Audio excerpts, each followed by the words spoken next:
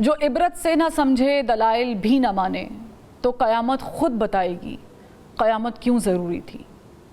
اگر کسی کا دل غازہ کے معصوم بچوں کی چیخیں نہیں چیر سکیں، بوڑھی ماں کی آہ و بکا اگر کلیجہ نہیں چیر سکی، جوان بیٹے کا لاشا اٹھائے بوڑھا باپ اور اس کے آنسوؤں سے بھیگی اور سسکیوں بھری آہو زاری اگر دل کو جھنجھوڑ نہیں سکی، تو پھر ایسی انسانیت کو قیامت خود بتائے گی کہ قیامت کیوں ضروری تھی۔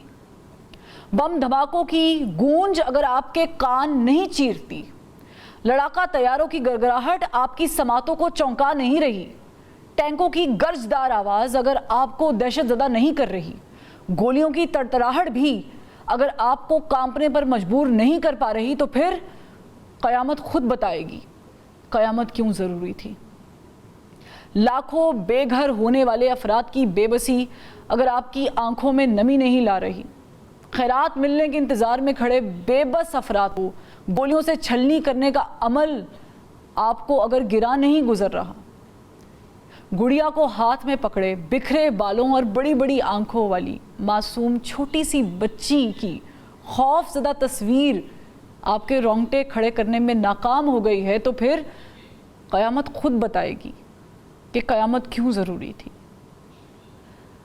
کسی کی زمین پر ناحق قبضہ کر کے عوام کو بے دخل کرنا اگر آپ کو ظلم محسوس نہیں ہوا، کسی کی عبادت گاہوں کو بسمار کرنا بھی آپ کو گناہ عظیم نہیں لگا، اور مکینوں کے مکان، بچوں کی کلکاریوں سے ہری بھری گلیاں اور خواتین کی سرگوشیوں سے چہچہاتی بستیاں اگر آگ اور بارود کی بارش سے کھنڈرات میں تبدیل ہو گئیں اور آپ کا ضمیر سویا رہا، تو پھر قیامت خود بتائے گی قیامت کیوں ضروری تھی۔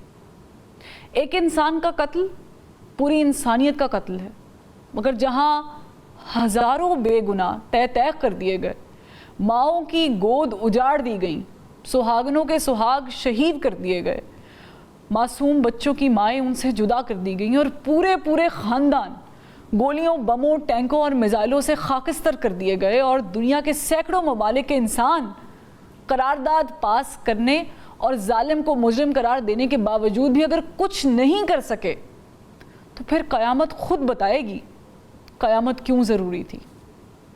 اسرائیل ایک بدمست ہاتھی اور خونخوار بھیڑیے کی طرح پاگل مگر مکمل ہوش و حواس اور منصوبہ بندی کے تحت فلسطینیوں کو ان سے ان کی ارض مقدسہ چھیننے پر عمل پیرا ہے، اور اس کے ساتھ ساتھ یمن، لبنان اور ایران میں بھی جنگ کا دائرہ وسیع کرتے ہوئے اپنی دہشت کی دھاک بٹھانے کے ساتھ ساتھ مشرق وسطیٰ کا امن تباہ کرنے پر تلا ہوا ہے، جبکہ UN اور دیگر عالمی انسانی حقوق کے ادارے صرف قراردادیں پاس کرنے اور فریقین کو ایک ایک قدم پیچھے ہٹنے کی درخواستیں کر رہے ہیں، ایک ایک قدم پیچھے ہٹنے کی۔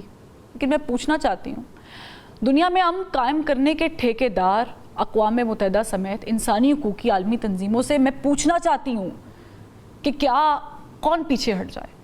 کیا شہید بھائی کا جسم اٹھانے والی بہن ایک قدم پیچھے ہٹ جائے؟ جوان بیٹے کا جنازہ پڑھنے والا باپ کیا ایک قدم پیچھے ہٹ جائے؟ معصوم بچوں کو بھوک سے بلکتے دیکھتی ماں اس کے لیے کھانا تلاش کرنے کی بجائے ایک قدم پیچھے ہٹ جائے؟ یا پھر خیرات لینے کے لیے لائن میں لگے کھڑے بے بس عوام میں قدم پیچھے ہٹ جائے؟ یا پھر ہزاروں من وزنی اینٹ، سیمنٹ اور بجری کے ملبے کے نیچے دبے انسانی لاشیں نکالنے والے مجبور مددگار ایک قدم پیچھے ہٹ جائیں؟ کون پیچھے ہٹ جائے؟ سجدوں میں پڑے آہذاری کرتے رب تعالیٰ کے قہر یا کرم کو پکارتے مجبور و مقہور ایک قدم پیچھے ہٹ جائیں؟ یا پھر اللہ تعالیٰ کے محبوب نبی کریم صلی اللہ علیہ وآلہ وسلم کی بارگاہ میں شکوے کے ہاتھ اٹھائے امت مسلمہ ایک قدم پیچھے جائے؟ آنسوؤں سے لبریز کپ کپاتے ہوئے ہونٹ اور لرزتے ہاتھ بارگاہ ایزدی میں اٹھائے مظلوم ایک قدم پیچھے ہٹ جائیں؟ غزہ کے مظلوموں کے قدم تو شاید ناظرین ایک قدم پیچھے ہٹ جائیں، مگر مجھے بتائیں آسمان کا سینہ چیرتی عرش مولا کو بلاتی ان کی عرضیاں کیسے پیچھے ہٹ جائیں گی؟ قبلہ اول کی سرزمین لہو سے تر ہوئی اللہ کے حضور گواہ بننے سے کیسے پیچھے ہٹ جائے گی؟ معصوم بچیوں کی اللہ کے حضور بھیجی گئی مظالم کی رداد کیسے ایک قدم پیچھے ہٹ جائے گی؟ شہیدوں کے خون سے لبریز اور ارض مقدسہ کی مہک سے لتھڑی ہوائیں روزہ رسول صلی اللہ علیہ وآلہ وسلم پر دستک دینے اور امت محمدی کے قصے سنانے سے کیسے پیچھے ہٹ جائے گی؟ کیا آسمان زمین پر ہوتے مظالم کو دیکھنے سے پیچھے ہٹ جائے گا؟ یا پھر تاریخ ظلم کے اس باپ کو اپنی کوکھ میں جگہ دینے سے پیچھے ہٹ جائے گی؟ مجھے بتائیں۔ ایسا نہیں ہوگا، بلکہ روز قیامت، روز محشر، قیامت خود بتائے گی کہ قیامت کیوں ضروری تھی۔ اللہ حافظ۔